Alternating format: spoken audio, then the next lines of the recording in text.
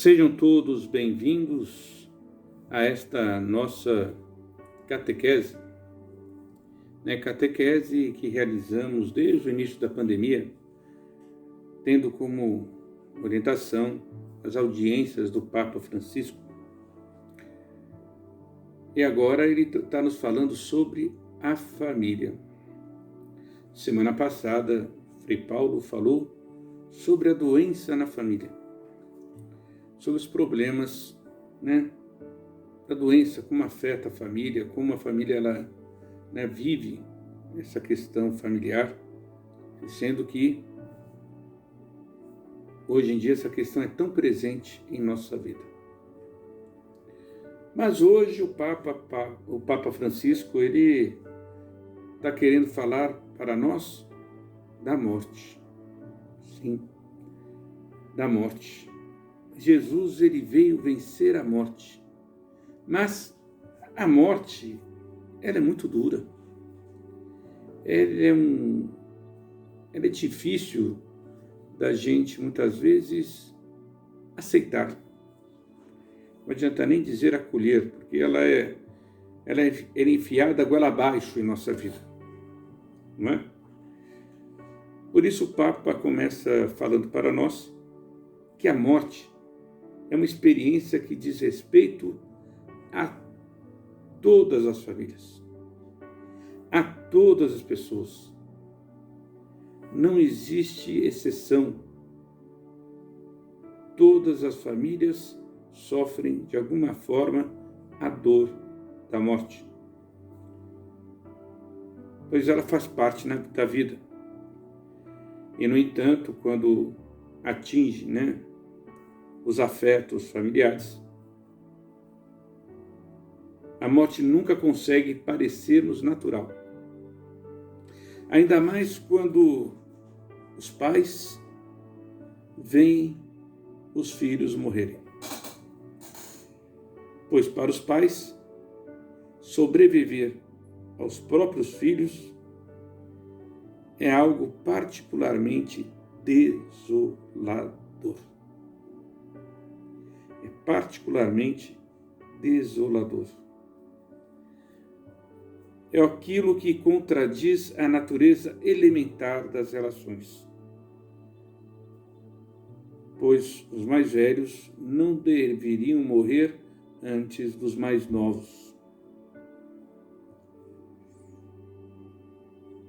A perda de um filho ou de uma filha é como se o tempo parasse.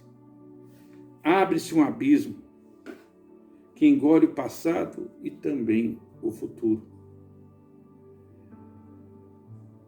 A morte que leva embora o filho pequeno ou jovem é uma bofetada às promessas, aos dons e aos sacrifícios de amor, jubilosamente, ou seja, de forma festiva, confiados à vida que fizemos nascer. Muitas vezes vem à missa, o Papa está falando, porque ele mora lá no Hotel Santa Marta. Então ele vai dizer que muitas vezes vem à missa em Santa Marta pais com a fotografia de um filho, filha, criança, rapaz, moça, e dizem: ele foi-se, e seu olhar está cheio de dor. A morte acontece, e quando se trata de um filho, fere profundamente no coração dos pais. A família inteira permanece como que paralisada, emudecida, e algo semelhante padece também a criança que permanece sozinha, com a perda de um dos pais ou de ambos, e pergunta: mas onde está o meu pai? Onde está a minha mãe? Está no céu? Mas por que eu não vejo? Esta pergunta oculta uma angústia no coração da criança que permanece sozinha. O vazio do abandono que se abre dentro dela é ainda mais angustiante. Porque ela nem sequer tem experiência suficiente para dar um nome àquilo que lhe aconteceu. Quando volta meu pai? Quando volta minha mãe? Que responder quando a criança sofre? Assim é a morte de uma família. E nesses casos, a morte é como um buraco negro. Um buraco negro que se abre na vida das famílias e ao qual não sabemos dar explicação alguma. Porque não é fácil. Dar explicação para a morte é difícil. E às vezes chega-se até a dar a culpa em Deus. Ah, foi vontade de Deus. Foi Deus que levou. Pois é. Quantas pessoas, ficam com raiva de Deus e blasfemam. Por que me tiraste o filho, a filha? Não há Deus. Deus não existe. Por que me fez ele isto? E muitas vezes ouvimos realmente frases como estas. Mas a raiva é um pouco aquilo que provém de uma grande dor. De uma grande dor. A perda de um filho, de uma filha, do pai ou da mãe, é uma dor enorme. Isso acontece continuamente nas famílias. E em tais casos, como eu disse, a morte é como um buraco. Mas a morte física possui cúmplices. Ela possui cúmplices que são até piores do que ela. E que se chamam ódio, inveja, soberba, avareza. Em síntese, o pecado do mundo que trabalha para a morte, tornando-a mais dolorosa e injusta. Os afetos familiares parecem as vítimas predestinadas dos poderes que tantas vezes não ligam para a vida, mas só ligam para o lucro, só ligam para aquilo que lhe é útil, só liga para aquilo que lhe é favorável.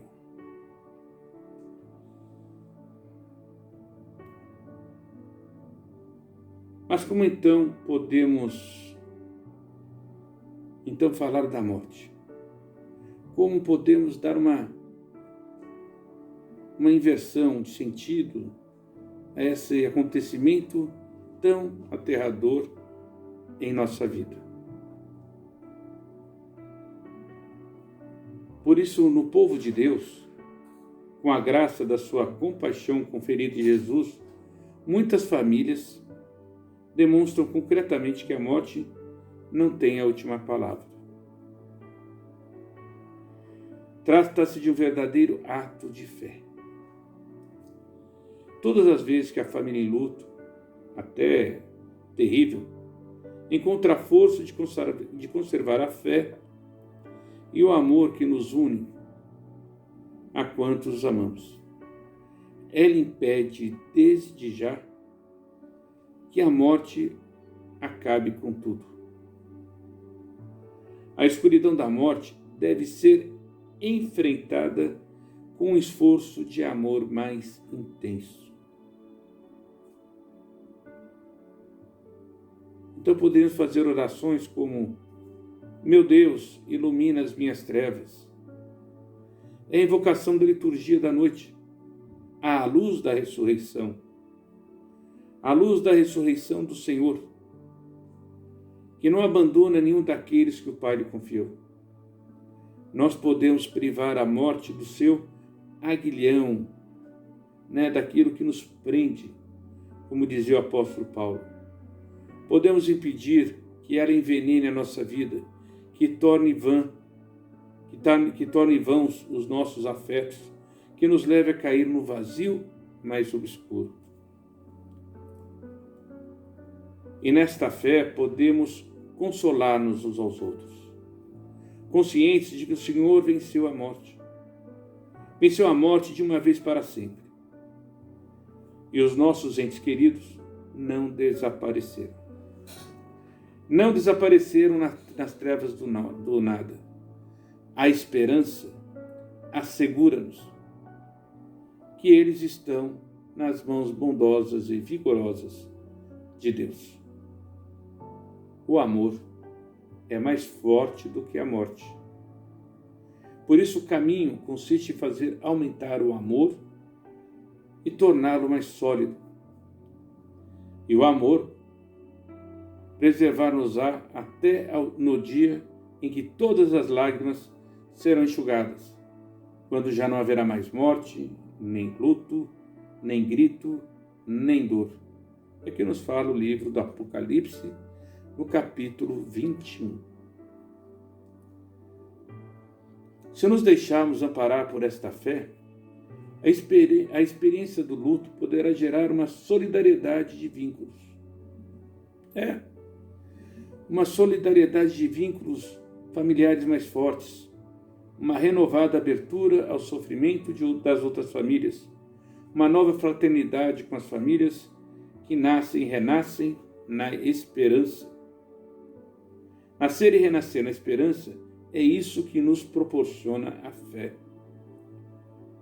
Mas, contudo, gostaria de ressaltar a última frase do Evangelho, lá da viúva do filho de Naim. Veja só. Depois que Jesus restituiu a vida a este jovem, filho da mãe que era viúva, o Evangelho reza: Jesus entregou a sua mãe. Esta é a nossa esperança. O Senhor restituir-nos a todos os nossos entes queridos que já partiram. E encontrar-nos-emos todos juntos. Esta esperança não desilude. Recordemos bem este gesto de Jesus. Jesus entregou a sua mãe. Assim fará com todos os nossos amados familiares. E esta fé protege-nos da visão nihilista, da visão vazia da morte, assim como das falsas consolações do mundo, de tal maneira que a verdade cristã não corra o risco de se misturar com mitologias de vários tipos, cedendo aos ritos da superstição antiga ou moderna. Hoje é necessário que os pastores e todos os cristãos se aproximem de modo mais concreto do sentido da fé em relação à experiência familiar. Essa experiência familiar do luto. Não se deve negar o direito de chorar. Devemos chorar no luto, pois até Jesus começou a chorar e sentiu-se intensamente comovido pelo grave luto de uma família que ele amava, a de Lázaro. Isso aí nós encontramos lá em João, capítulo 11, versículos 33 a 37.